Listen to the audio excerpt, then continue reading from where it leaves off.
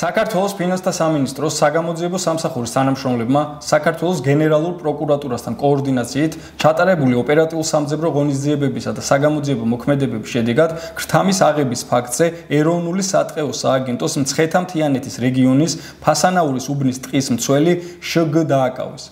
გამოძიები დადგინდა, რომ ბრალდებულმა, რომელსაც სამსახურებრივად საჯარო უფლებამოსილების ფარგლებში ევალება სატყეო ტერიტორიის დაცვა, პირადი მატერიალური გამორჩენისა და სარგებლის მიღების მიზნით, მის სამოქმედო ტერიტორიაზე ტყეში კემპინგის მოწყობის სანაცვლოდ მოქალაქეს ქრთამის სახით მოსთხოვა და გამოართვა $900 აშშ, რა დროსაც მოხდა მისი დაკავება.